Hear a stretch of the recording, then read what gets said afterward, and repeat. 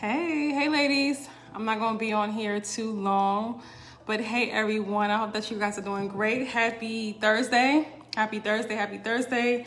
We're almost to the weekend, thank God. But anyway, so I wanted to do a live. This is going to be a quick live. I'm not going to be on here too long, because I have things to do for my clients. But I wanted to do a quick live on this topic on at what age did you get your menstrual cycle? It's going to be this is going to be a quick live, and I want you guys to definitely ask questions if you have any questions, and to also share this live as well, because this is something that more women need to know, especially women with young daughters, and also even adult women as well. Okay.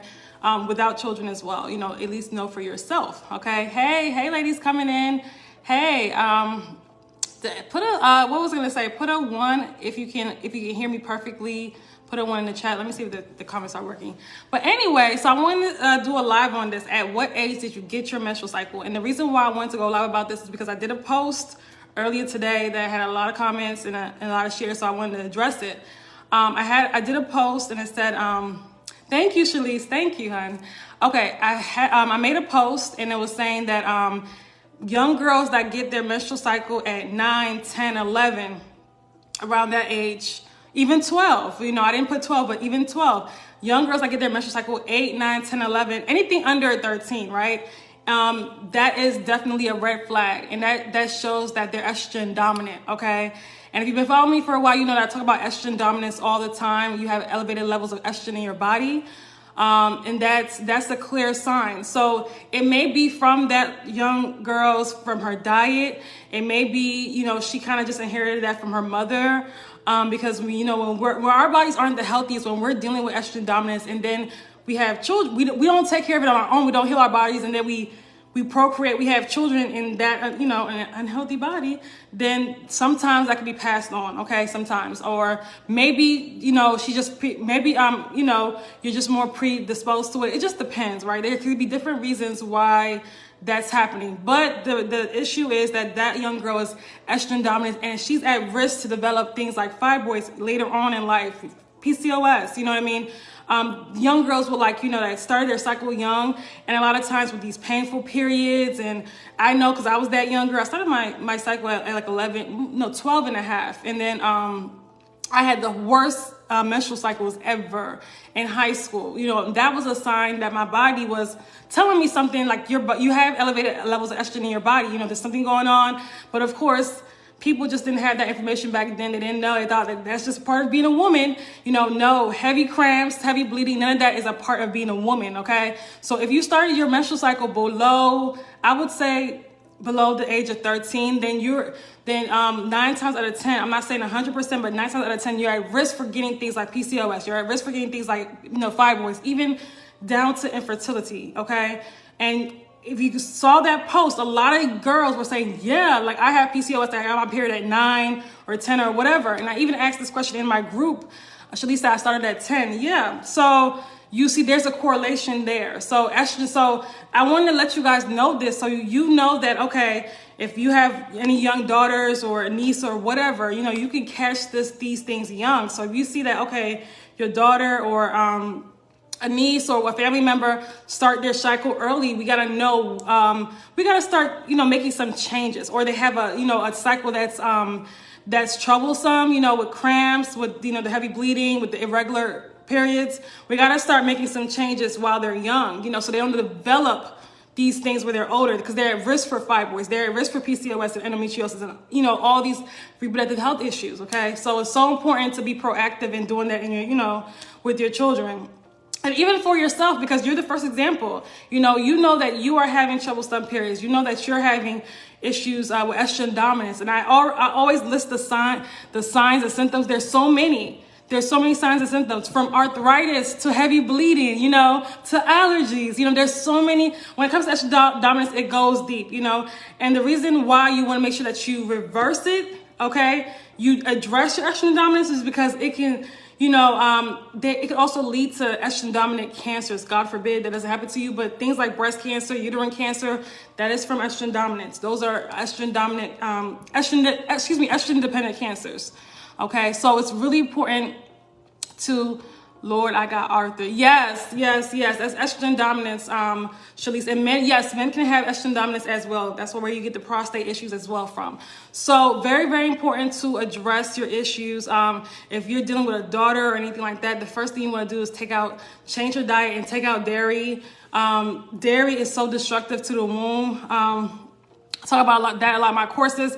Dairy is horrible.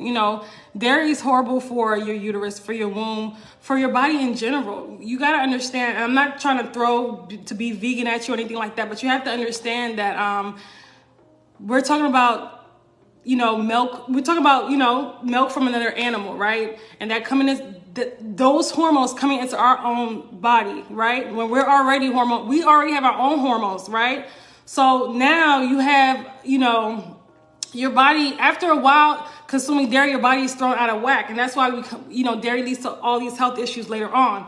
Okay. And they have conditioned us to think that dairy is healthy. It's actually the reverse. Okay. And that's been proven. I can do a whole video on that, on dairy, and how destructive it is for your bones, because they said that it was healthy for our bones. That's not true. It's actually the other way around. And you will see that countries that don't, that don't, take in dairy like we do, African and Asian countries, they have lower rates of osteoporosis and all these issues that we're going through right now. So yes, dairy, because somebody asked about dairy. So yes, dairy definitely is definitely will trigger these symptoms of, of painful cramps, of heavy bleeding, of what was I gonna say? Of horrible, of fibroids as well. Actually, dairy is linked to fibroids. And dairy and high levels of dairy and meat, but that's a whole nother topic. Okay, but I just want to tell you, ladies, most ladies that are dealing with reproductive health issues started their periods young. That is because you are estrogen dominant. Okay, yes, you can be estrogen dominant at a very young age. Hey Empress, hey hun, happy Thursday to you as well. Yes, you can be estrogen dominant at a young age as well. I was. And it's something that you want to address before it gets worse. And if you have children, you have young daughters, you want to address that before it gets worse. Because like I said earlier, it leads to things like fibroids, having your period early. Let's look at our grandmothers, right? Even some of our mothers.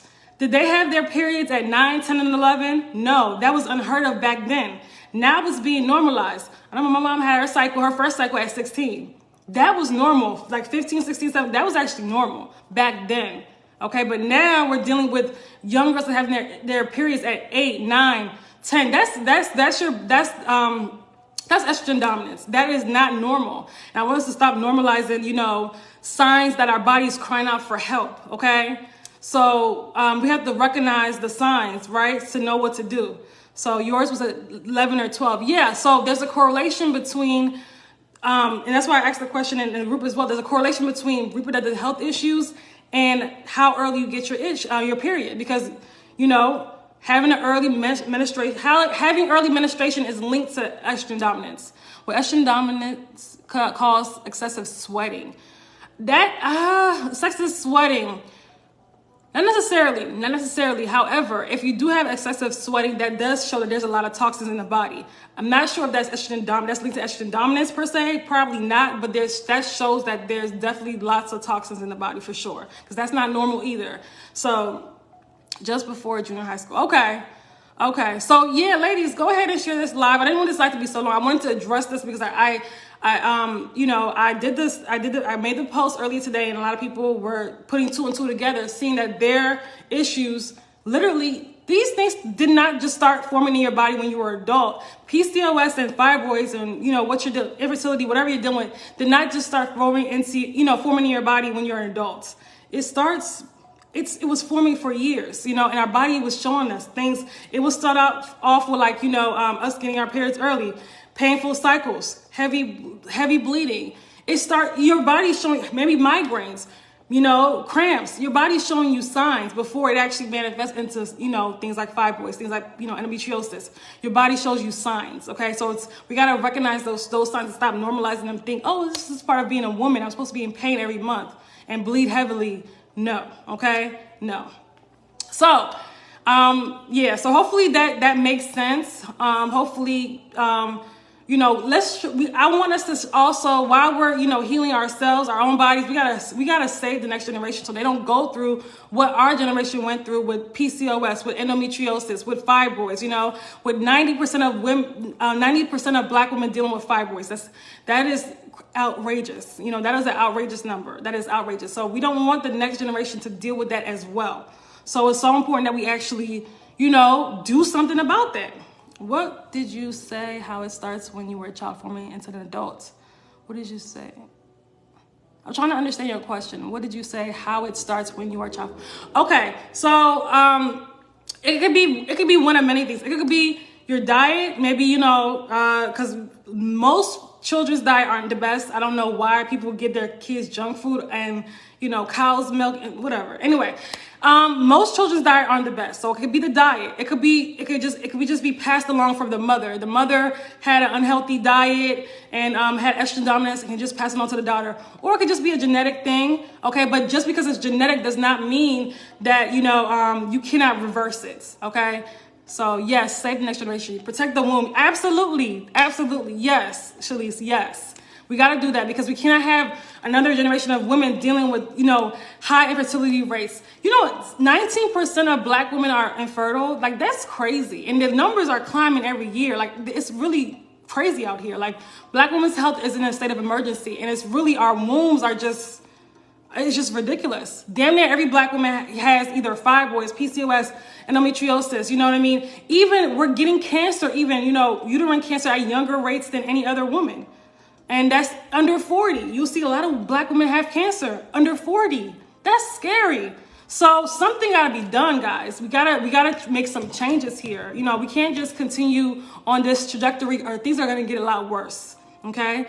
So we got to do our parts to protect the next generation. So yes, if you had your period before the age of 13, around that, before the age of 13, 9, 8, 9, 10, 11, 12, and you have PCOS, endometriosis, infertility, whatever, fibroids, whatever, you have a reproductive health issue, that's because you are estrogen dominant. And you've been estrogen dominant since then, back then. It didn't just start, a couple years ago. No, it started back then.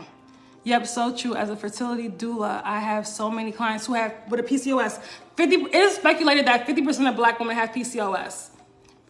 When it comes to PCOS, most women are not diagnosed till years, like 10, 20 years after they've been going through symptoms, because it's kind of hard to diagnose PCOS. But yes, about 50% of Black women have PCOS. And that's scary because a lot of people with PCOS are infertile. A lot of women are not able to have children, But again, everything you can heal naturally, Everything you can heal naturally. So I just want you guys to know that. And with estrogen dominance, you can reverse it, okay? So don't panic. I used to have estrogen dominance. Okay, it's not a life sentence, but lifestyle changes do have to be made. And that's why I say don't have a hysterectomy. You don't think having a hysterectomy is going to stop it, because you still have that estrogen dominance and that hormonal imbalance in your body. It didn't go anywhere with the hysterectomy. And that's why you see a lot of women that have hysterectomies have health issues afterwards, or maybe a couple years afterwards.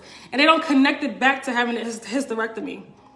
Yep, or until they are trying to conceive. That's when they find out. Yes, when they're trying to conceive. That's usually when women, unfortunately, we're conditioned that way. We don't care about our hormones. We don't care about our womb health until it's time to conceive. Or until we have issues that's impacting our everyday life. Then we start caring. No. We gotta stop. We gotta start caring before these issues even develop. We gotta, we cannot just wait until we want to get pregnant to care about our hormones being balanced or not. No, that's something that you should care about throughout your life. So thank you for the confirmation. You're welcome, Bria. You're welcome. So hopefully that helps. Hopefully I gave you guys some clarification on that post, because I know some of you probably read that and was like, wait a minute, what? So yes, if you have somebody, a young girl that has her period at that age, that is a red flag. Now it's time to do something, make some changes, start with the diet, you know what I mean? Start with getting some more vitamin D, and also start addressing the deficiencies, because a lot of times when you have fibroids, when you have estrogen dominance, you have some deficiencies in your diet, okay? So start addressing that, start flooding your body with nutrients, nutrient-rich foods, okay, on a daily basis, and not just sometimes, on a daily basis. We got to start, thinking about the organs and all that stuff, and it goes deep. There's a lot of things you want to do when that happens, but you start with diet. That's number one, okay? So for those that are watching this and you want more information and you just want to you need more information, go ahead and in the link you could join my email list, okay? It should be in my caption, www.sasharosa.com. Go ahead and join. You guys go ahead and join my email list. Also, for those that want to work with me, go ahead and jump in my DMs. Because in case you guys didn't know, I am a holistic women wellness coach. This is what I do. I help women shrink their fibroids and get rid of all reproductive health issues, because it can, contrary to popular belief, yes, your body can heal, yes, and yes, your womb can heal, okay, contrary to popular belief. So if you want to work with me, feel free to send me a DM, okay? I've helped many women shrink their fibroids, get rid of things like PCOS, hormonal imbalances, endometriosis, ovarian cysts, infertility as well. So if you want to work with me, go ahead and send me a DM and make sure you join my email list, all right? So if you guys don't have any more questions, I'm going to head off. Didn't want this to be a super long live, but yeah, hopefully you guys got some clarification. Share this live as well. Share it with a friend or share it on your friends list, because more women need to know this, and we got to start putting 2 and 2 together. We can't we can't continue to look at things surface level. Like when it comes to reproductive health issues and fibroids and things like that, we look at things so surface level. No, it goes deep. It goes deeper than that. There's layers to healing. There's layers to fibroids. It's not just, can a low ovarian reserve be reversed? Absolutely. Yes. Everything can be reversed. Watch this when you get off. Yeah. Tag your friends. Yes. Everything can be reversed. Absolutely. Everything. Yes. Absolutely. Okay. So that's pretty much it. All right. Hopefully I was of help to you ladies. And yeah, be sure to join my email list. Love you guys. Also ladies, I forgot to mention, let me mention this before I get off live. I'm doing a video training on estrogen dominance in about a week or so. No, probably a couple weeks. So if you want to be a part of that, go ahead and join my Facebook group. Just put Facebook group in the comments, and what I'll do is I'll come back and I'll send you the link to join my Facebook group, okay?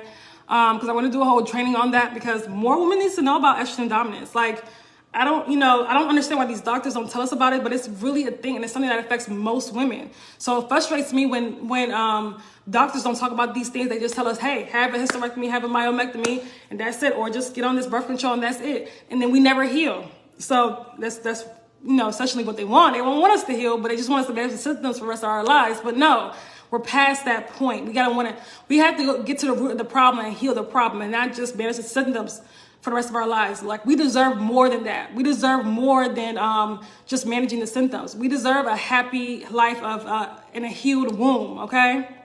So okay, Shakira. Hopefully I'm saying your name right. I got you. I will send you the link. All right. Have a good one. If you guys want to get on the Facebook group, go ahead and just type in Facebook group, and I'll come back and send you the link. Also, join my email list as well. The link is in the caption. And if you want to work with me, send me a DM. Feel free to send me a DM. All right. Bye, ladies.